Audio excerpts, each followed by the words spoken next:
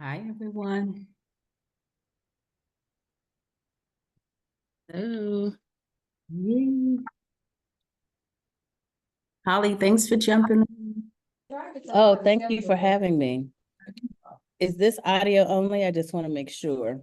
Oh, no, I think they're going to open the cameras once we start. Okay, no Yeah. worries. I'm Raise I'm yours. obedient to the process. Okay, well, Holly, thank you so much. Representative Neal, thank you so much for joining us. Yes, hello. Hello, how are you? I'm doing good. How you doing? Good, good. Thanks for joining us. Are you coming to DC for CPC this week? I am. Oh, excellent, excellent. Let's make sure we connect. I'll be Absolutely. Okay, great. Holly, you'll be there, I'm sure. We got a bunch of stuff going on. Tomorrow morning, Yes. I don't know. Which, I'm having some competing interests, so oh, I okay. participated in the report launch this morning Right, because right. I had two pieces in the report, and I'm supposed to be speaking on the roundtable tomorrow. Right, the But 11 o'clock. right, but I have a 1 o'clock with the Also Brooks campaign. Okay. And that feels more important in this moment. Okay, well, So I don't want to be late. right. Well, we'll definitely get together. So I'll see you, We I'll see you will. at 11. Yeah, this is my first time, so I figured let me go see what the hubbub is all about. Well, definitely, let's definitely get together. I'm gonna send you my phone number. Okay. And I dropped it in the chat too. And Holly, we should definitely make sure that she gets the Black Women's Roundtable invite stuff. Oh, yes, absolutely. Okay, cool. What day is that happening? Tomorrow and Thursday. Oh, okay. Gotcha. Okay.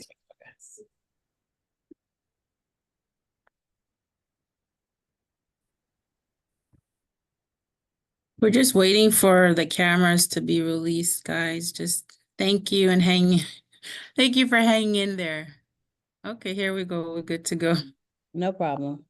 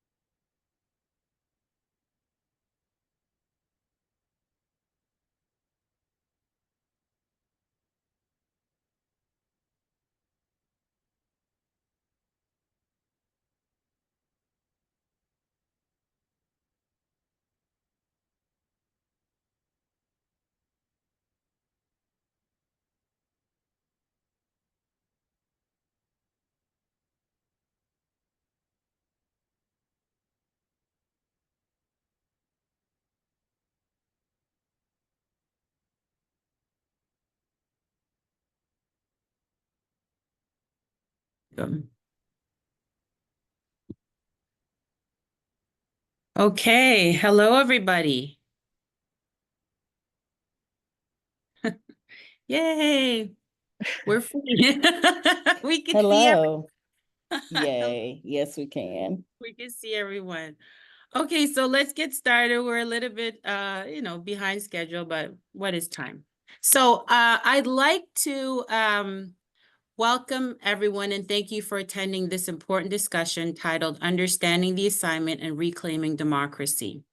I'm Glacier of Samuel, recorder of UFCW recorder and union representative, of UFCW Local 1006A, under the leadership of President Wayne Hanley.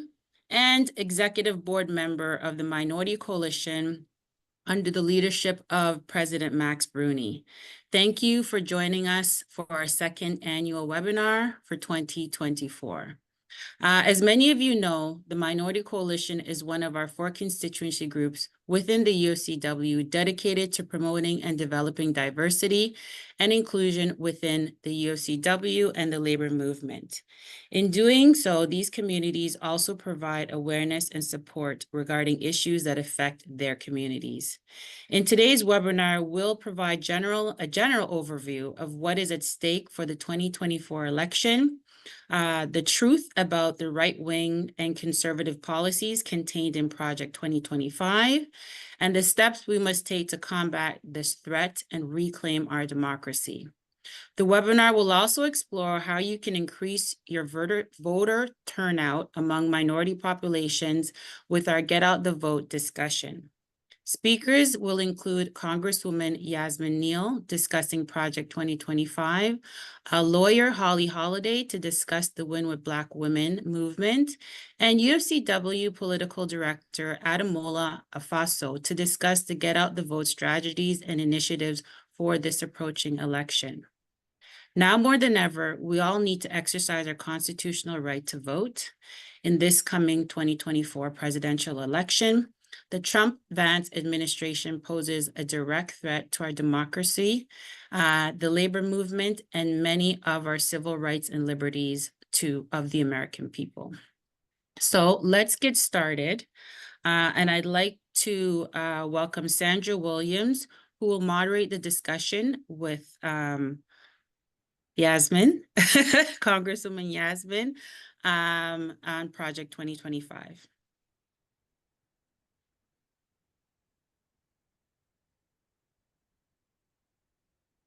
Oh, is Sandra not here?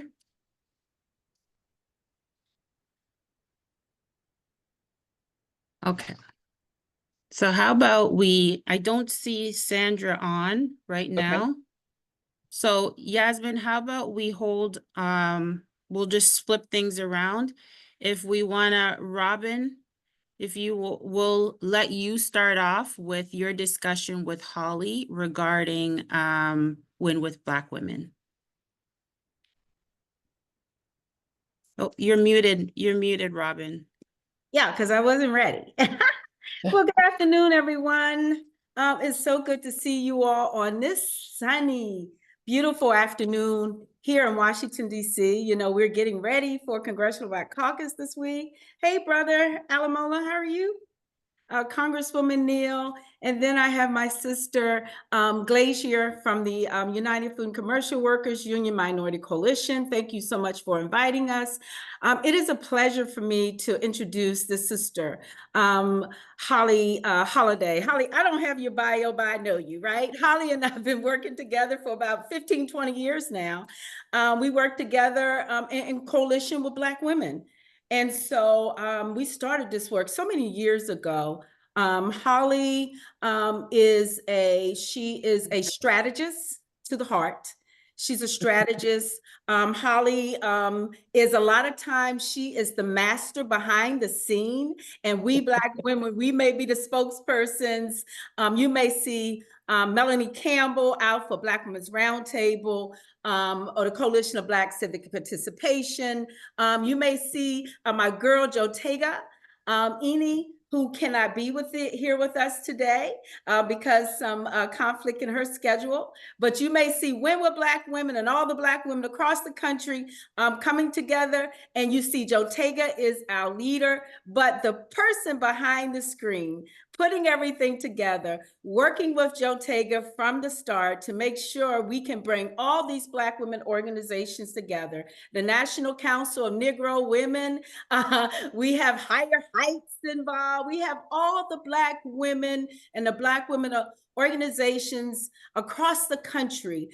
Black women in the faith community, Black women in entrepreneurship, Black women in labor, Black women in businesses, Fortune 500 Black women, actresses and entertainers. We are all in the mix of Win with Black Women. And so it is my pleasure to bring the strategists behind the scene, some coming together, that really make all this stuff work and make us, our sisters, know and make us look like we know what we're talking about and what we're doing.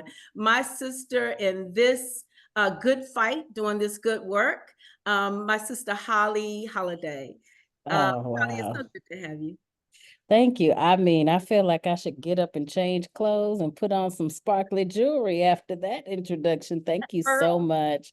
Yeah. And this is what you get when you're right, Robin, when you've been working together in the trenches, on the stage, and around the corner for so many years. And it's a pleasure to be here with you. Thank you. Well, Holly, we want to get started. So we know, look, I had just returned from the NAACP convention in Las Vegas, where we had the president with us. He was comfortable. He was with his people. Biden was in the house of the NAACP and with labor, and he gave a great speech. We had a chance to shake hands with him and just really have a conversation with him. So I was on my way late July. You know, I just returned from the NAACP, and on a Sunday night, where we normally have been having these calls for since the pandemic, and I want you to talk about that. 4 years. My phone was ping, ping, ping, ring, ring, ring, and I'm saying, what's going on? I'm trying to take a nap.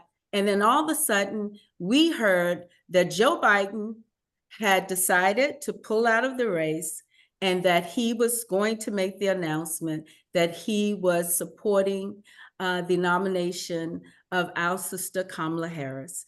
And so it just come to happen. It happened on a Sunday where we have our normal calls. So tell us, let's go from the start, right? How did we get to these 43,000 women in a couple of hours on a call on a Sunday night, 8:30 Eastern time? Yeah, people think, oh, they just got these women. Take us back to where it started, Win with Black. Well, thank you for allowing me to amend the record. So Win with Black Women started in August of 2020. And ironically, we started because we wanted to be a part of and to provide a conduit for Black women in particular, to be a part of supporting the opportunity to have a Black woman in the administration, in the White House as the vice president. When we started, we did not know that woman would be Kamala Harris, but we did know, and we had secured the commitment of the candidate, the Democratic nominee candidate, that he would choose a Black woman to serve with him. And lo and behold, Kamala Harris. I want to say, and so what we did know at this point, and there's been 4 years of history now, but what I want to say about the beginning piece is, what we did understand at this point is that not only was this history making, but we understand and have had a lot of history as Black people of the trajectory of being the first of anything. And in fact, 2020, we saw, and 2020 and the years leading up to it, especially during the pandemic, we saw a whole lot of first. And even 4 years later, I have a Google alert about Black first. And I promise you, there is a new first almost every single day, because even as much progress as we've made, we're still living in the land of the first. And I think what we did and what we understood was being the first is hard. Being the first comes with challenges. And normally being the first means that there's something a little bit more acceptable about who you are to a broader community, that there's something that has you with the ability to not only translate, but in some cases assimilate, to a different community, but be of another community. And And that is not exactly the story of Kamala Harris. Right. So we knew when her name began to surface, particularly, we were going to have a different kind of walk. This is a woman who has not only who not only has represented and stands in truth and power around Black people and Black issues, but really has lived a truly Black experience in this country. And that meant she was probably, and not to mention that the intersection of race and gender is a whole real thing. So we started really recognizing that we needed to come together. What we have learned in our 4 years, because we've learned some stuff that I think is important. What we've learned is that they can take out one, but they cannot take out many. They can take out one, they can make an example of one. But when we move to the many, it becomes really hard. We experienced that the very next year in 2021 with the nomination of Justice Ketanji Brown Jackson. You know, when we Which knew, was also on our agenda. also on the Black agenda, Women's absolutely. Mhm. And we actually developed a strategy for how we were going to move in that nomination. Before she was nominated, we had already developed a strategy. We already had the talking points. We had already started organizing around that. We had made a decision that we weren't going to say a name because, again, when you put one out there, it creates a target. Right. So, you know, we sat on the call and we started talking about it and people started sharing names. And I think by the time we were done, we had fielded almost 15 possibilities. Right. And so we put 15 out, and then 15 kind of got whittled down to 10 and 10 to 5 and 5 ultimately to 3 and 3 to 1. But what it took away was the power to say, was the power to make any one of them a target.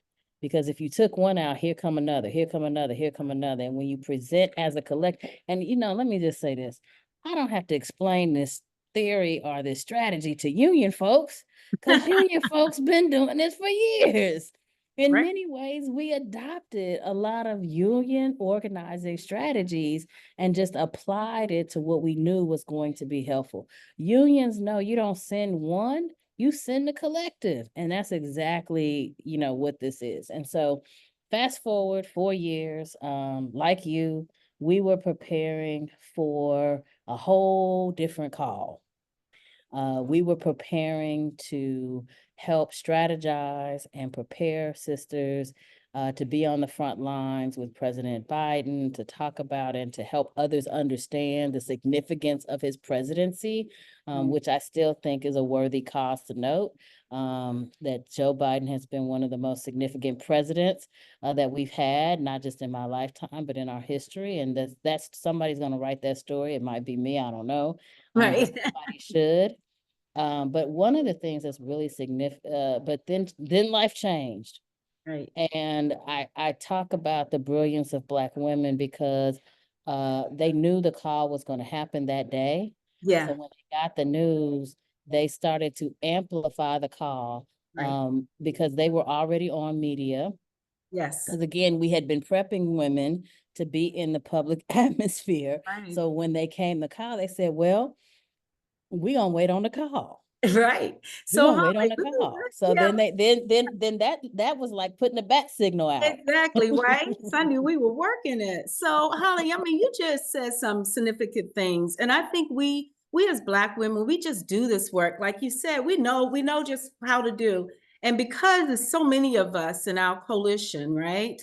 That we can take parts from, you know, what the labor movement has done, because we got labor sisters all in the mix of our stuff. You know, what the Yes, we business do. sisters do, what the strategist sisters do, what the entrepreneur sisters, right? Then we got the entertainers, they coming on there, you know, singing and you know, giving us some encouraging notes.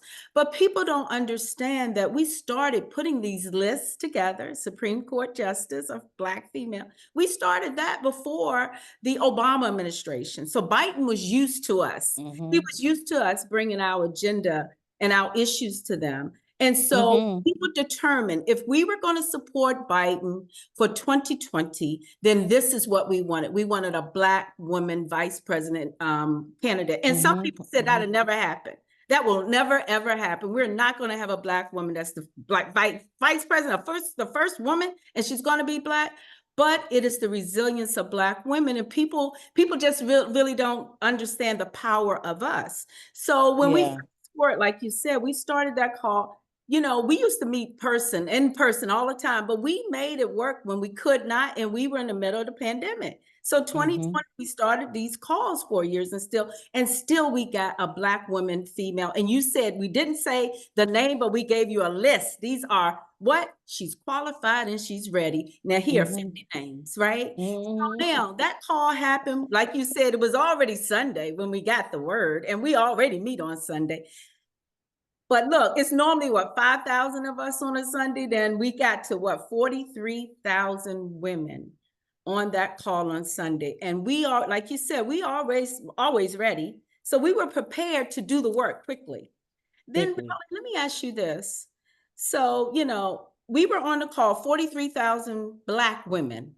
Right after that call, we put the call out to our other sisters, right? The Latino, the white women, the Asian. What you gonna do? Holly, tell me how you felt in that moment. And while you tell me in that moment, we always put out things around issues, right? It's always, we mobilize people because these are the issues. Economics are issues for us,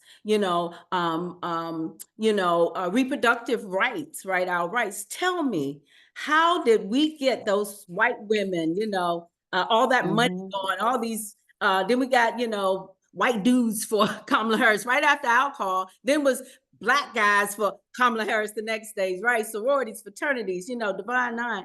How did that work? Because I know I was getting calls, you were getting calls, Jotega, all of us were getting calls. Tell me, how fast did that work? And tell me about the issues we really need to be concerned about as we move into the election in less than what? We have 56 days to go.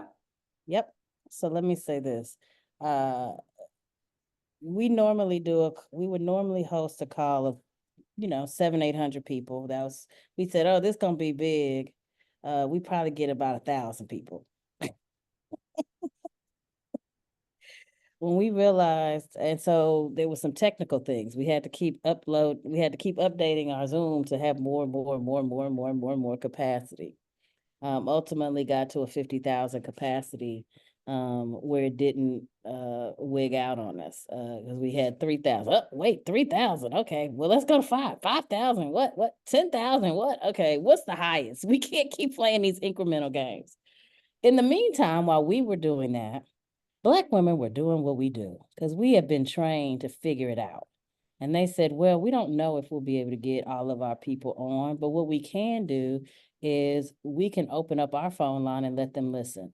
We can link this to a conference call line and let them listen. We can open up a Clubhouse and let them listen. We could start a Zoom of our own and Zoom them in our Zoom, or Zoom them to YouTube, or all the things. And guess what? We did all the things because we knew in that moment we needed to be there. So we talk about the 44,000 that were on the call, but I'd like to also talk about the nearly 90,000 that had figured out a way to participate in the call some other way that were still part of the call.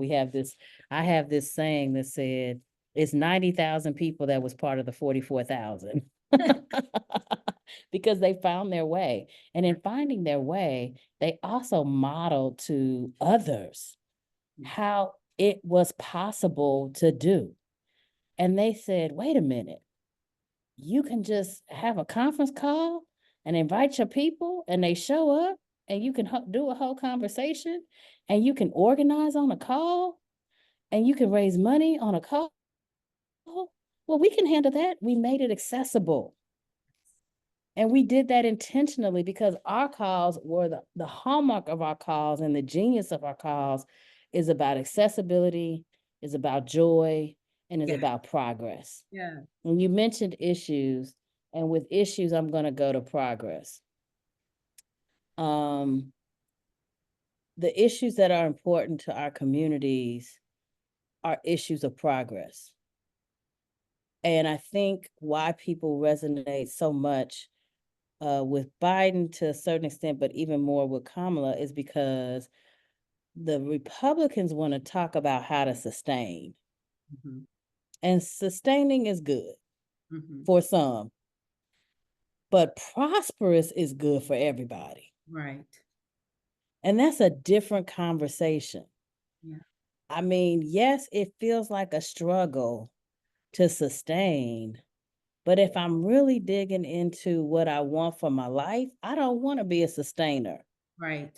I want to be a prosperer. Right. And so, and I want my children to have the opportunity to live in a country that sees them as prosperers. And so I think the aspiration of this moment is not only does somebody recognize our need to sustain, which is great, but the real just magic of this moment is we finally have a candidate that's unafraid to say we should prosper. Yes. That's good. And Yeah. that's a different energy. And I think when we think about the issues that Right. we now see folks talking about, yes, we're talking about the economy. Yes, we're talking about cost of living, but we've elevated the conversation to also talk about, not just living wage jobs, high wage jobs, Yeah. to Yeah. talk about how we use education in all the ways, not just higher education, but trade education, tech education. We use education as a way and a pathway to our prosperity.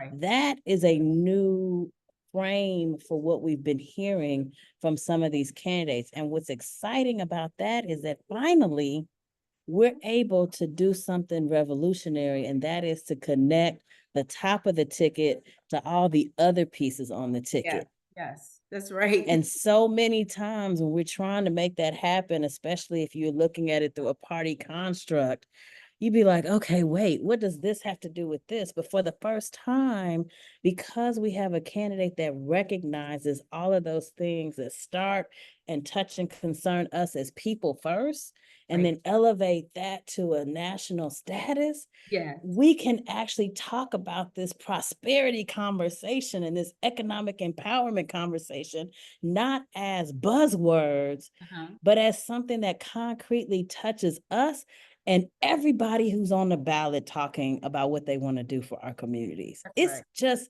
a different construct. It's a different, Holly, you brought something up. You said joy, right? Joy, Girl, we've been joy, talking about joy. this Black women because we all talking about we got to get some rest. We all stressed, right? We all overwhelmed. We never take a break. It's from one thing to the next. So this Mm-hmm. joy thing, I've been really thinking about this, Holly, because we were supported Biden. Biden was one of the best presidents. He'll go down as one of the best or for me right now, the best president in history. Seriously, for the people. But we knew that he had to win. But now it's a different feel, and it feels like joy, right? It feels like we were so doomed and down and in darkness. And I even heard one of the candidates, and I don't have to tell you the name, on Labor Day said this is the worst Labor Day for workers. It was so dark. No, it's joy. And so when I was in Chicago at the convention, there was so much excitement and energy, and it's electrifying, and we had joy.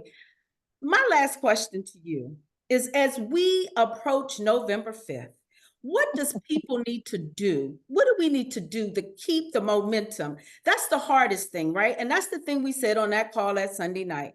How do we do this, and how do we keep the momentum up until November 5th?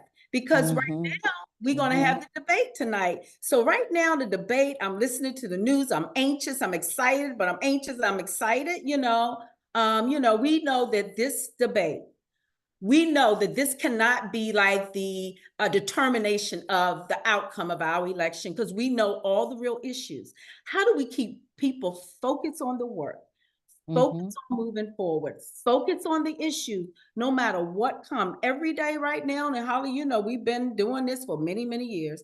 every day, girl, something may change. You see what I'm saying? They would say Absolutely. Obama smoked cigarettes and that became an issue, you know. Girl, like, yeah, he's, come on now. And so, yeah, so then like, how do we keep the momentum going? How do we keep the joy as we do this work going? And how do we bring everyone? Now we have everyone in this together. What I said about the convention in Chicago is that, and I'm working, and this is labor, so this is, we don't have to be nonpartisan, but at the Democratic Convention, everyone was represented, from the young people on the stage to Latinos, whites, Blacks, Republicans, Democrats. And someone mute, someone's talking in the background, but someone's in a background noise. Oh, so how do we keep it going, right? So many people and so many different like issues of our lives, like you said, was so represented. How do we keep we all together? How do we move forward? And what do we need to do as we approach these last days for election day? How do we win so we can move forward, or so we all can be prosperous, like you said? We can have some inheritance, you know, we can take care of our families, no matter where we come from, no matter what color our skin, our language. How do we do that, Holly, as we close off this conversation? Well, you said it, it's the joy. Joy is the secret sauce, honestly. And why do we know that joy is a secret sauce? It's because when you work and it's just hard and it's always hard and it just stays hard, that's tiring. That's not energizing. You're worn out. But when you work and you're like, this is amazing, and you are working with other people who are like, this is amazing, and you're glad to be part of the collective, and you're glad to, and you honor the little victories at the same level that you honor the big victories. When you recognize the progress that you're making, even though you may not win the fight, you recognize the progress. That joy keeps you going. It keeps you focused. And we are doing that in spades. And that's how we're going to win.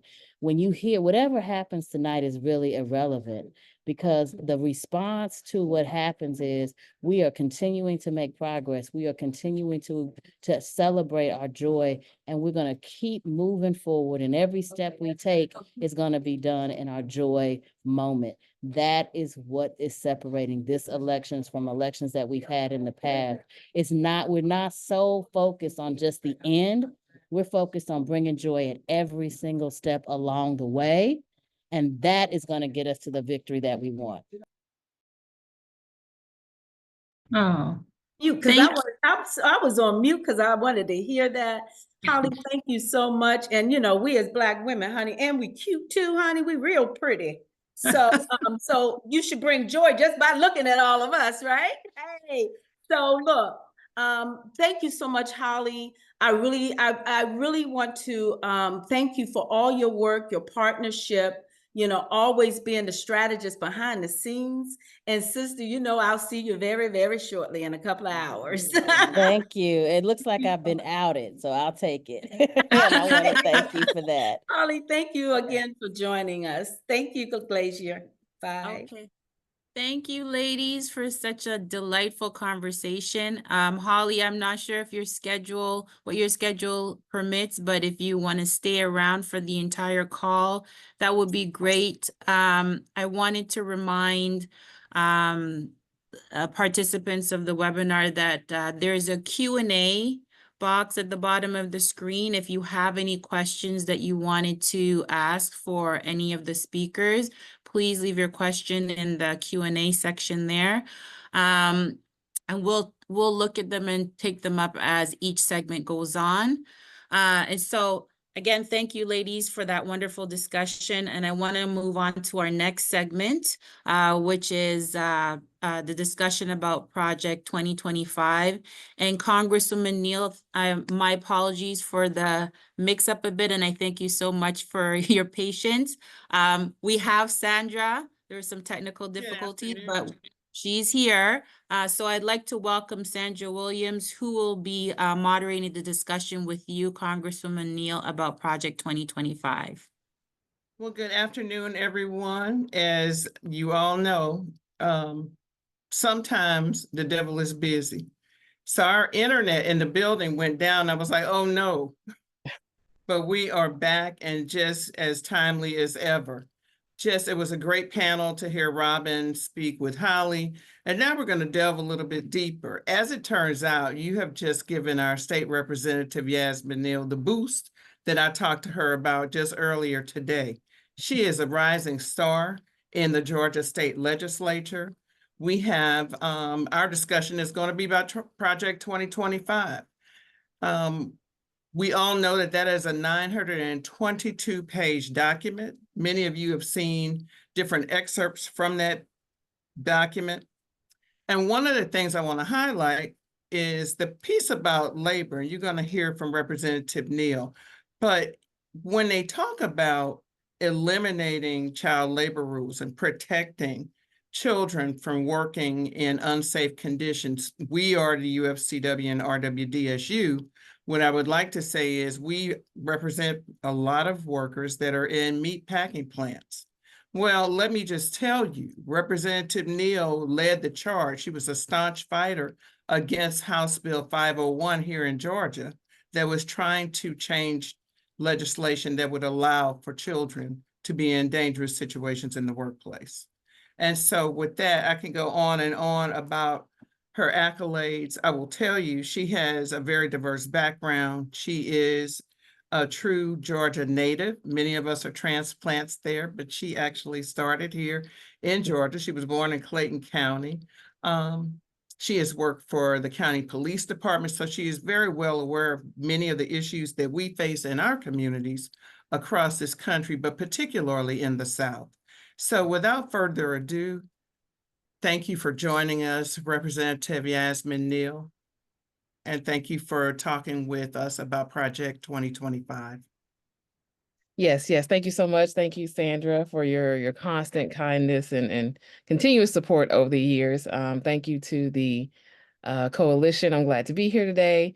I'm State Representative Yasmin Neal, District 79. And my area is close to, it's actually right at the Atlanta airport. So the cities, the lower part of the airport, those are mine. You go up 75 north, you get off to go to the airport, you're in my district. So yeah, just starting from the top, you know, we all know how important this next election is. And we are here to take a brief look at the intentions of those that don't share our beliefs. So we understand what's on the line.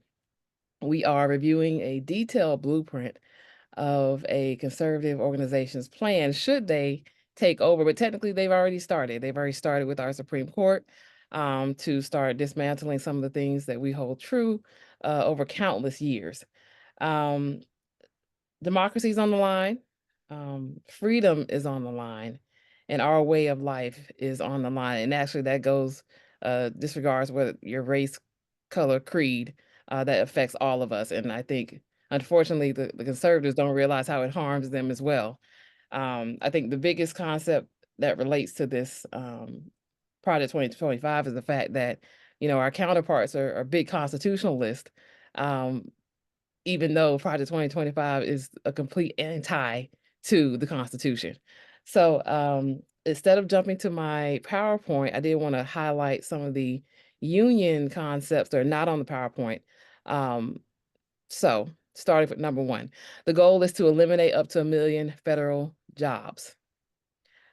Because of the proposed deep budget cuts and elimination of privatization of agencies and programs, hiring freezes, caps on the number of personnel, you name it, the goal is to eliminate up to 1 million federal jobs. Additionally, the goal is to declare public unions illegal and take away union rights. The goal there is to seek to end collective bargaining for public sector workers. They would also encourage Congress to consider whether public sector unions are appropriate in the first place. In the meantime, that means hundreds of thousands of employees working for TSA, DOJ, you name it, those federal jobs will have their union rights stripped away by executive action on national security grounds. That essentially means it won't go through Congress. It'll be an executive action. And that goes back to Trump trying to centralize power around himself.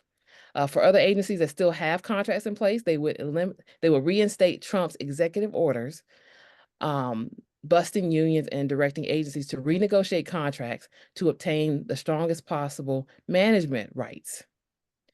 They would reinstate Schedule F, which seeks to reclassify any career federal employee whose job is in any way connected to federal policy.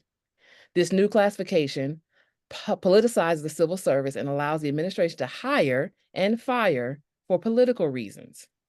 More than 500,000 employees would be affected and lose their protections as they intend to use the authority that's already in the law to target jobs they say are of a confidential policy determining, policy making, policy advocating character.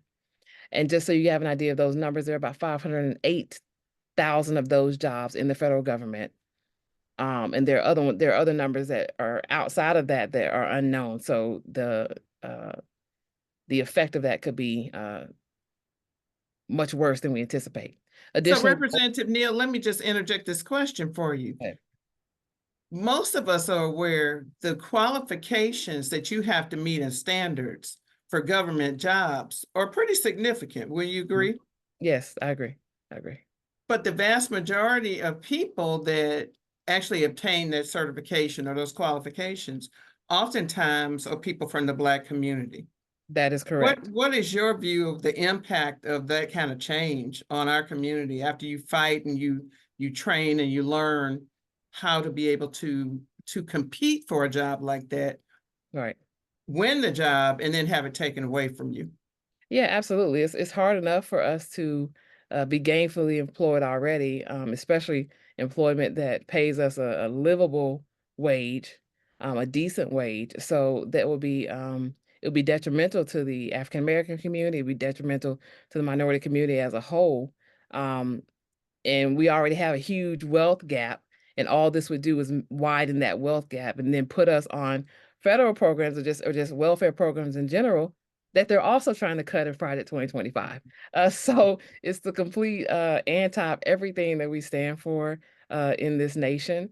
But it's also very unfortunate at how stark and how many rights they're trying to pull away from the working people in this agenda.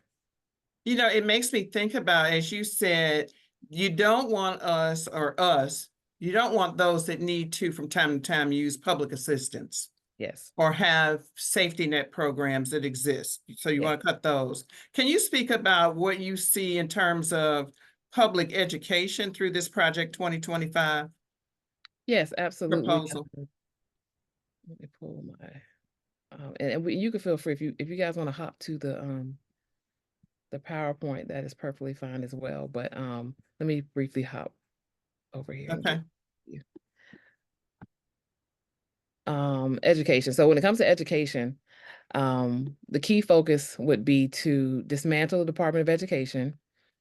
And that's a 157-year-old cabinet level agency with more than 4,000 employees.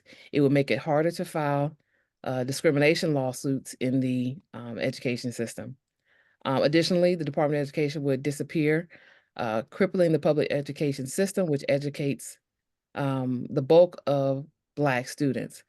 College-bound Black students who depend on the federal government's paying tuition would pay higher for their education. It would eliminate Department of Education Office of Civil Rights, which enforces and investigates schools accused of engaging in discrimination. It will replace Title I funds to struggling schools and allow states to spend federal tax dollars on expanding school choice programs. It will swap Pell Grants for private loans while eliminating student loan forgiveness programs. It would also cut school programs and curb teaching of race in schools. And that is actually the abbreviated version from the full plan. Yeah, so we know that it's targeted. Absolutely. This plan is already upon us. There are already steps. When Betsy DeVos was the chair of education for the country, we know that she wanted to cut public education. Absolutely. So what are you seeing? You know, you were as I mentioned, you were a staunch fighter against the child labor law that they tried to push through. And thanks to you and several others, it was stopped. But what else, as you see this, what about the solutions for healthcare? Anything in this bill come Yeah. to mind as something that you've been fighting against? Absolutely. So when it comes to healthcare, the incoming president would take an axe to agencies that run Medicare, Medicaid, as well as end the funding for cure research for insidious diseases and prescriptions. Anti-DEI laws would lead to the shortage of Black doctors, resulting from a diminished pipeline into the medical sciences and a decrease in undergraduate majors leading into medical careers. Fewer Black or low-income people would have healthcare, and the practice of medicine will be more politicized.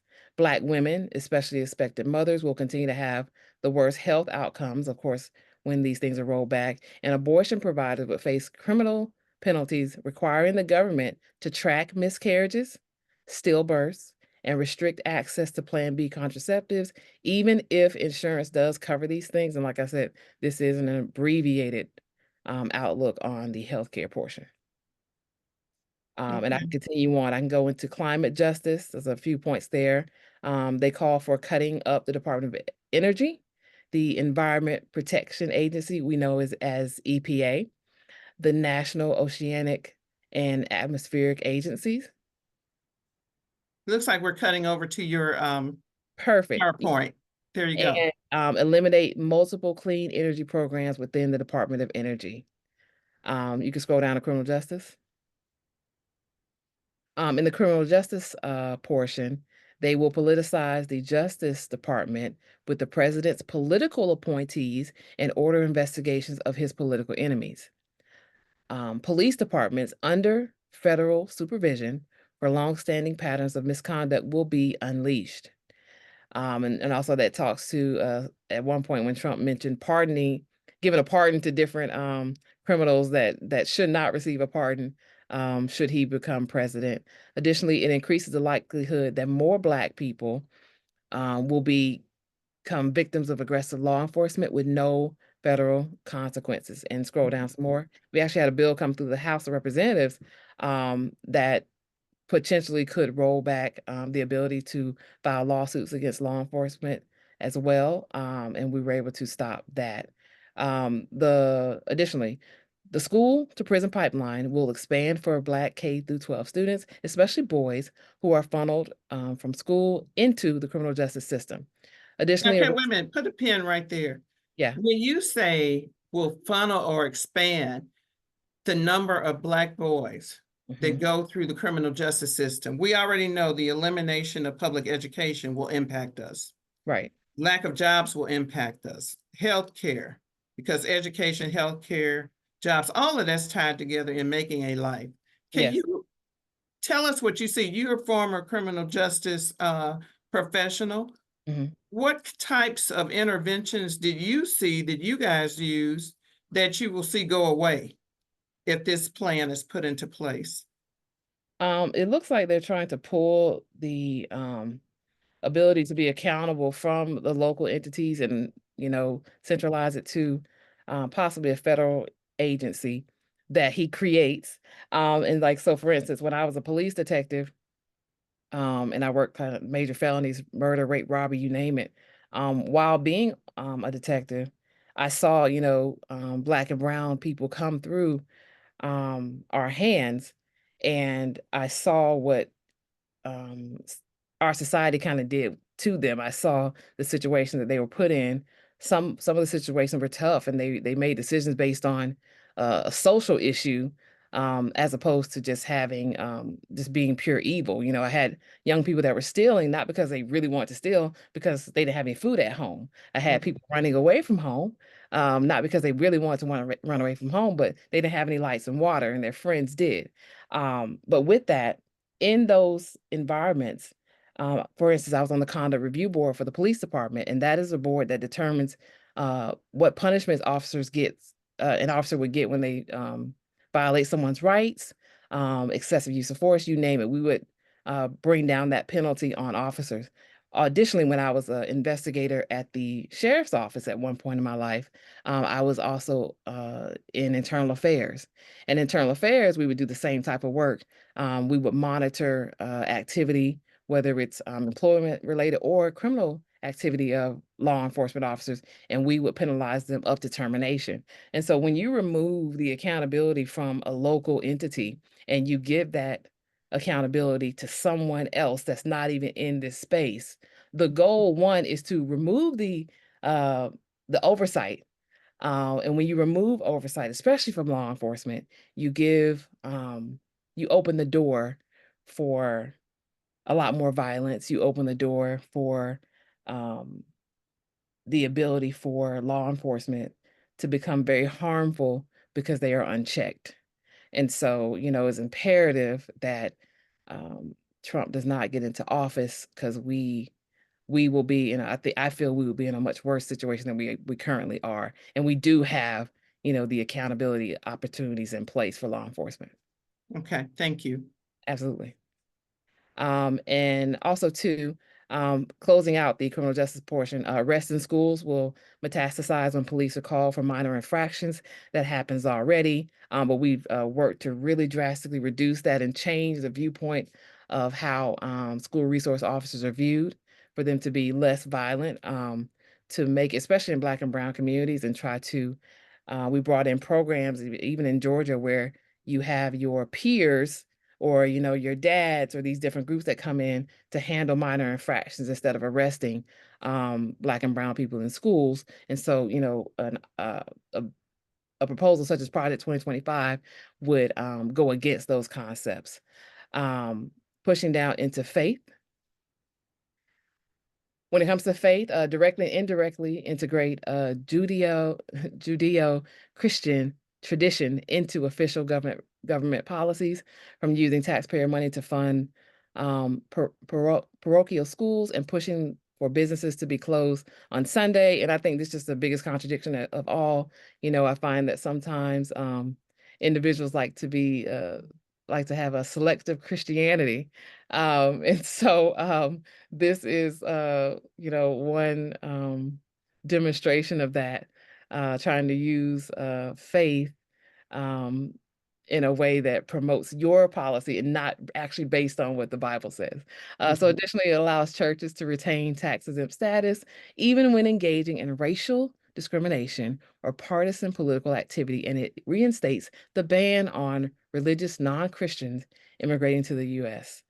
Also, it attacks the same-sex marriage, erasing specialized LGBTQIA healthcare programs, and sharply curbing the availability of contraception like IUDs and birth control. So at the end of this document, there is a much, much bigger and more expansive document that you all can see much more of. The link is there, and also I can provide this PowerPoint to you all as well. But this is just the tipping point of what Trump is trying to do. And the whole goal is for him to centralize the power, and promote and support and hire those that are loyal to him, because Trump is not loyal to the Constitution. Trump is loyal to himself. And that is a dangerous, dangerous place for us to be in.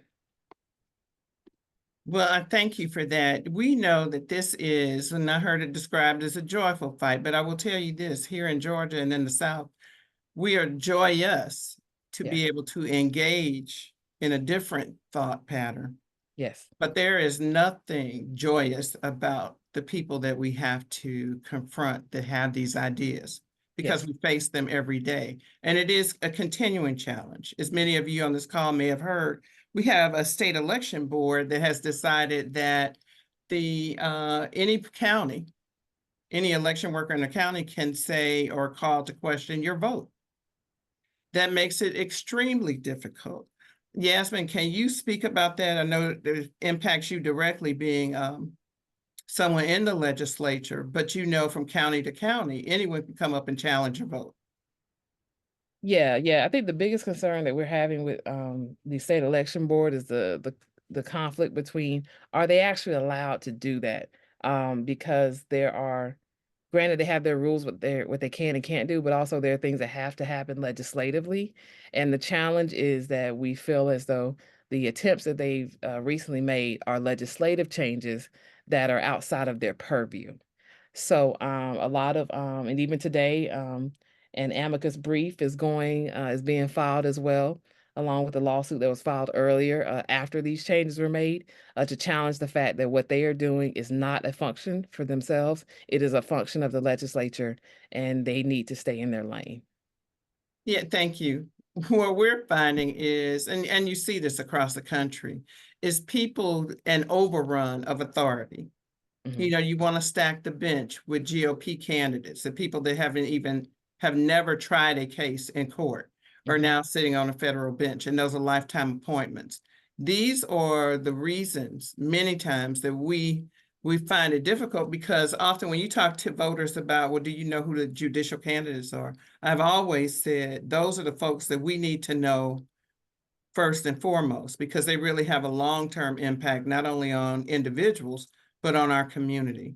Yeah. And so when you look at this project, it is surgically prepared in that every piece of this 922-page document has already been prepared by people that worked in the previous administrations that believe that their way is the only way. When you look at retirement security, that's another area that they are looking at cutting back on. We know we have a number of seniors. Many times they were not union employees because of our good union jobs, we have pensions. But think about those, the least of these, that actually have very little retirement. And so that is their only security to make it from the point that they stop working actively to the end of their life. And you want to cut that. You want it to go, you don't want pension plans, you want it to be a 401k plan. Yet and still you take everything to your advantage. And I'm thinking specifically when I said that about early voting. Early voting was something that the GOP promoted. Yes. Okay. Yeah. That's what's Everybody in this ironic about power. everything related to the voting aspect of what they're rolling back is, and that's what's befuddling to a lot of us at the Capitol. We're like, wait, this is what y'all wanted. We didn't even institute this many years ago. So you're trying to take back what you asked for. So, the contradiction and we see it every day, but that is the irony of the all of the voting bills, everything related to it. We had here in Georgia, and you'll see, because what we're finding is if it works in Florida, Georgia, Alabama, you're going to see it spread to other parts of the country, which is a test case. Yes. So we had a Senate Bill 362 where you would, as you were a business, lose your tax credits if you allow workers, or if the company recognized workers that want to organize. That's union busting at its finest, at its core. Now we know that not that many recognitions, we're not people that are used to just automatically being recognized. You have 30%, okay, we'll let you have a union. But what it does say is that you are trying to quiet the masses. You don't want workers to have a voice in the workplace. We see that with Amazon all the time. We see it with other companies across the country. And it is a time, even though 70% of workers say that they want a union, we have a chilling effect here in the South, in most Southern states, that people are afraid because in a right to work state, you will lose your job. If they find that you are organizing, you can be easily picked off, have one tardy too many, or one day of absence too many, or be out for your sick child one day too many, and you will be targeted. And we know that. So Yasmin, are there any plans in the upcoming legislative session? We know that's a little bit of time away, but things that you are proposing. I know you're doing something with senior bills that could perhaps folks on the call can take back to their legislators. Yes, absolutely. So I know we're going to try to do some work in the criminal justice space, try to bring back a bill or two. We're trying, my goal with the bill, and actually one of them is a traffic signature bill. It made it through the House, made it through the Senate, and it was sitting in rules in the Senate. But What is that? What is a traffic signature bill? Yeah, so what we're finding, and I'm sure you all saw in the news in the past, where an African-American pastor was killed because he didn't sign a ticket. After refusing to sign, he felt like he didn't deserve the ticket. And the challenge came up like, hey, he has the right to not sign the ticket. And that is a fact. So that you have a right not to sign a traffic ticket. It's just not it's nothing that we tell those in law enforcement. We don't tell that to citizens. We don't want you trying to litigate on the side of the road. We'd rather you go to court where you're safe and then you can challenge your tickets. But the bill will make it where you didn't have to sign. And the goal would be to make it where we wouldn't be taking people to jail or for lower level traffic offenses, because what people don't know is when you go to jail for, say, a defective light or a simple speeding ticket, the cost per head for you is the same amount of money it costs us to house a murderer, you name it. And so the goal is to, one, save taxpayer dollars, but two, keep our citizens, especially our Black and brown citizens that tend to get in prison, or pardon me, that tend to get put in jail for lower level traffic offenses as a whole, is to keep them out. So that bill, along with working on some more housing bills, and then also trying to work on some more business bills as well. I was trying to incentivize businesses to hire more employees and then keep them employed in order to get a tax credit. So I'm going to run that bill back again, but the goal for those bills are, one, increasing housing supply that is attainable, not affordable housing, attainable, and then also making it where encouraging businesses to hire more employees and keep them employed.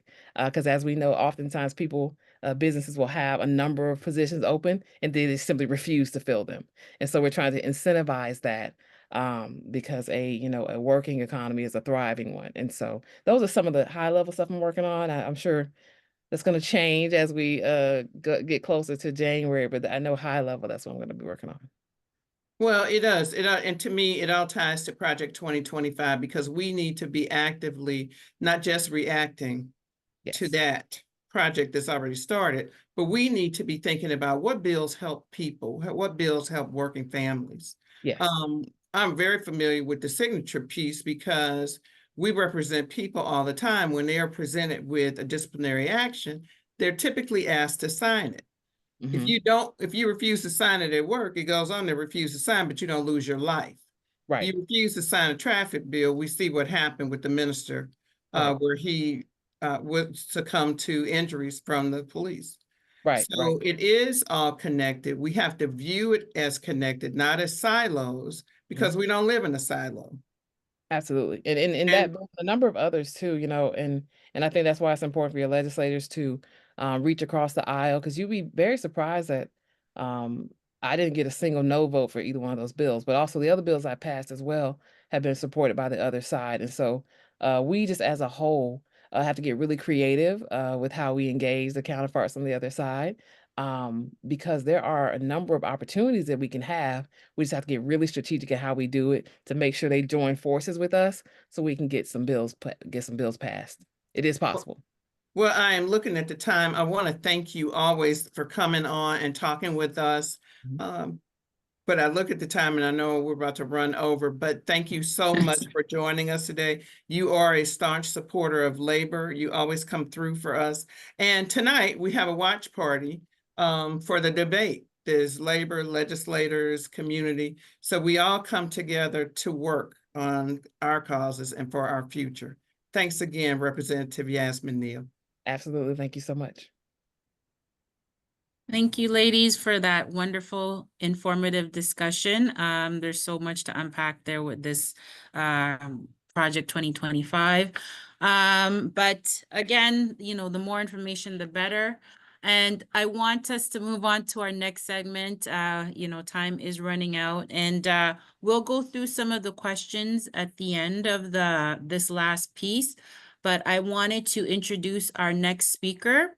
Our next speaker is Ademola Ofaso. I'm not so sure if I'm butchering your last name, Ademola, but I'm sorry.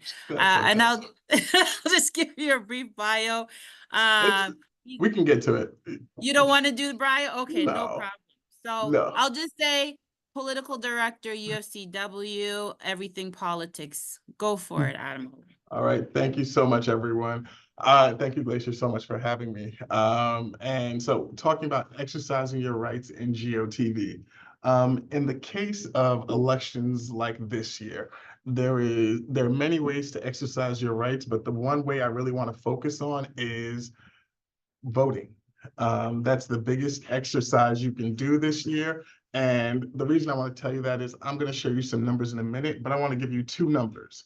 11,779 and 10,457. Those are the number of votes that Joe Biden won. The first one is the state of Georgia by Trump, and the second one is Arizona. Those are two of the battleground states. And then I want to tell you I want to talk to you about how UFCW is engaging and how everyone on this call needs to go back to their states and make sure that we're engaging fully. So my next slide is voter registration. So nationally, take a quick second to look at the numbers. UFCW has 580,000 members who are registered to vote and about 285,000 that are not registered to vote. In the battleground states, there are 132,000 UFCW members, about 95,000 of them are registered and 24,000 aren't. Look at that 24,000, and then you add up those two states. That's about 22,000 members in those 22,000 voters in those two states. That was the win margin Joe Biden had.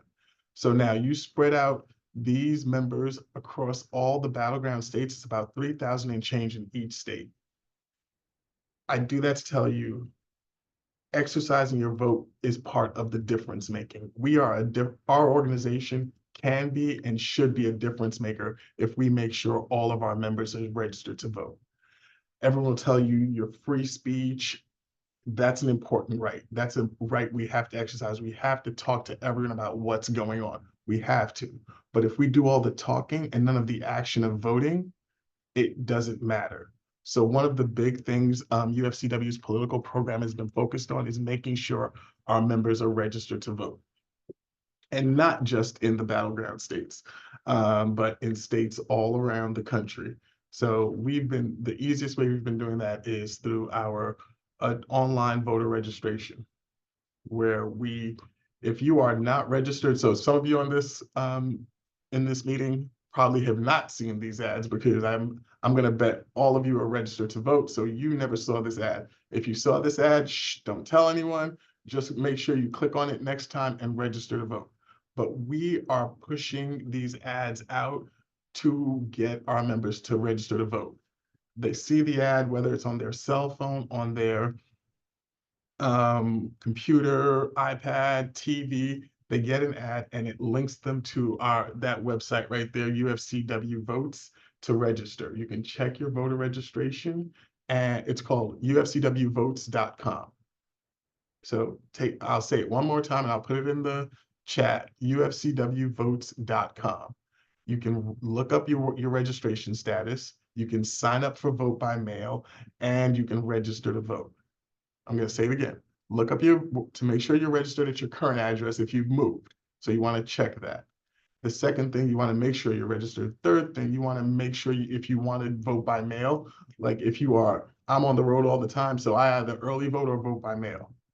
And we all forget that because come election day, you want to wait till election day, but you will be somewhere else helping to make sure VP Harris wins, or if there's a US Senate race, congressional race, you'll be doing that. So we always encourage people to make sure that they register, that they do early vote or vote by mail. The reason exercising your right is short and to the point. If we don't do this, it doesn't matter if you live in Wisconsin, but you made sure to turn out 20 people, but you didn't vote, it doesn't matter. All your other rights, you heard about Project 2025. The Republican Party are after your rights. And they know the easiest way to get it is to win it on election day, and they can take over everything else. So we're asking that everyone does this, and then we team it up with our GOTV efforts. But what does that mean? Getting out the vote. simple. It says it, we've heard it a million times, but for our community, how do we do that? So we've developed a full communication. We send mail, we do digital, but we do issues targeting the minority community. So UFCW is an expansive union. So what our political program does is we talk to each of our different groups. We have mail and digital targeting African Americans, mail targeting Latinos, targeting the different work sectors, whether it's healthcare, grocery, meat packing, because we understand people want to see themselves when they are asked to vote. We understand that, hey, if I see someone that looks like me saying, hey, this is an important issue, then I will exercise my power to vote. So I want to take a moment to show you guys and the ad. Okay.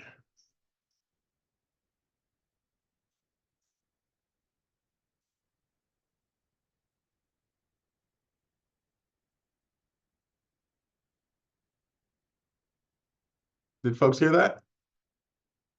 Glacier? No, no, there's no No? volume, no. There's no volume. Ooh, sorry.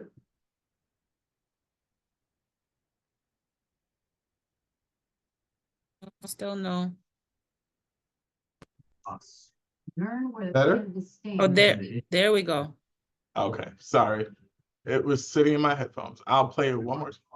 And deserve respect for the work we do to feed America.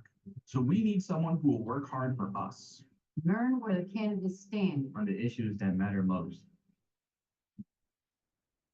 So as you can see, this has the Arizona Senate race. So this is, we do ads targeted to each of the Senate races and to the presidential. Work hard. And then we also make it really personal. This is one of our newer ads and I love this. Please listen. I start my shift at 4 a.m., working mornings at the local grocery store. But the best part of my day happens afterward, when I get to spend time with my grandkids. They make me smile no matter what kind of day I have. That's what this election is all about for me, working families.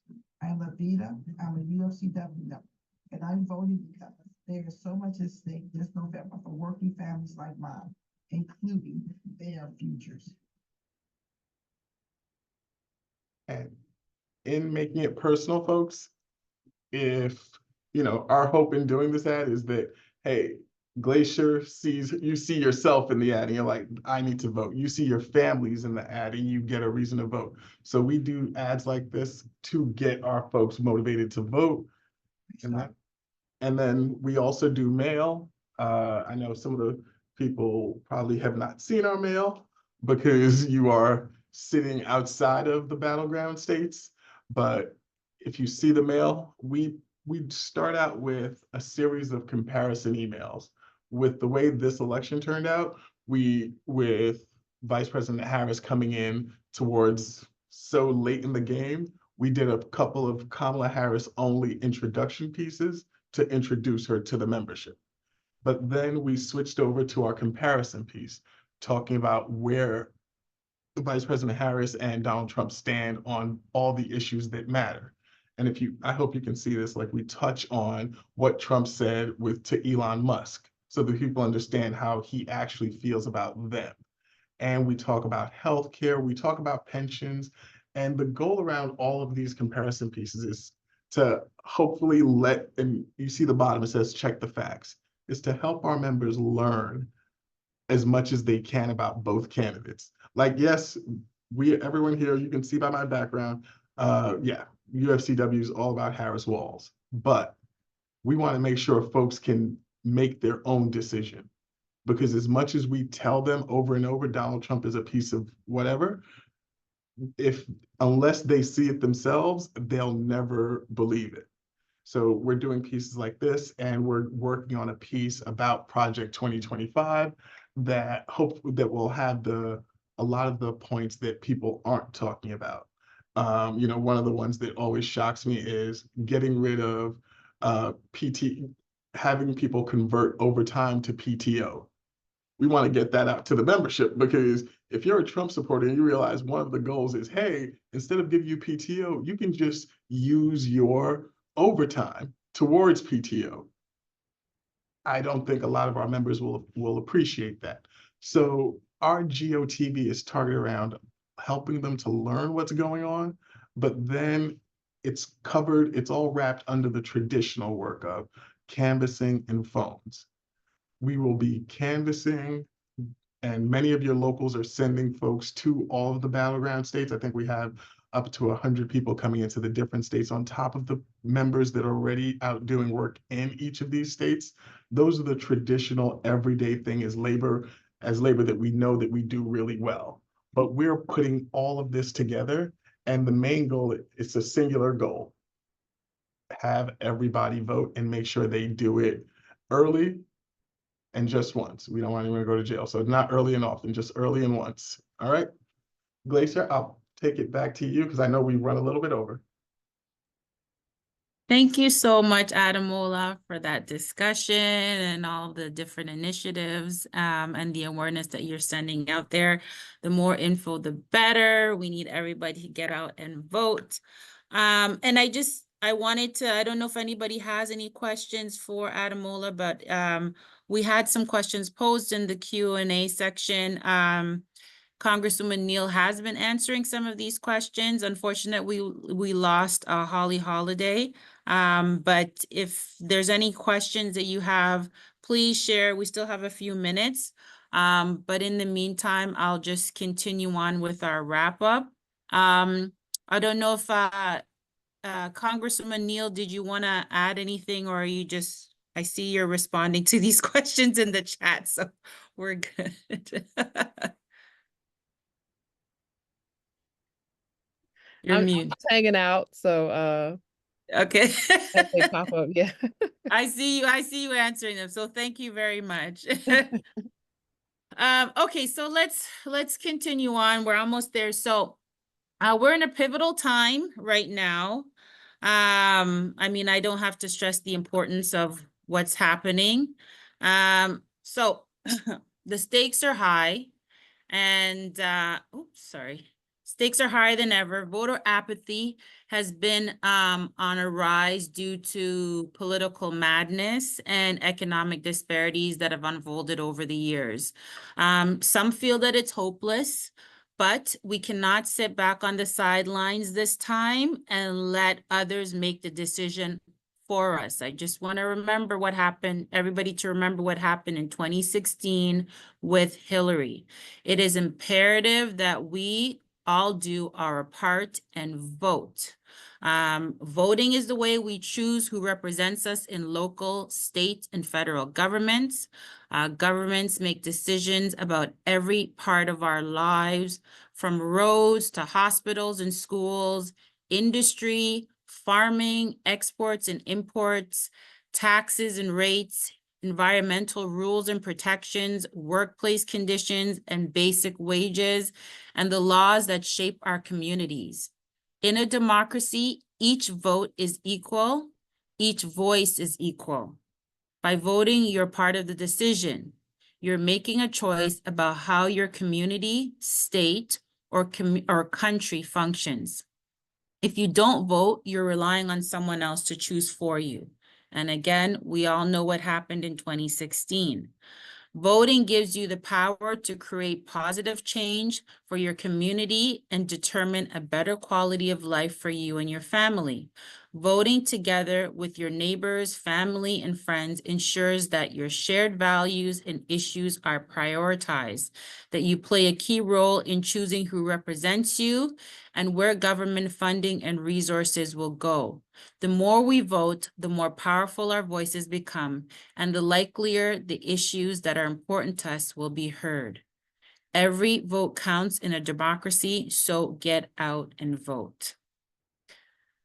Sadly, last week we received news of the passing of Brother Don Cash.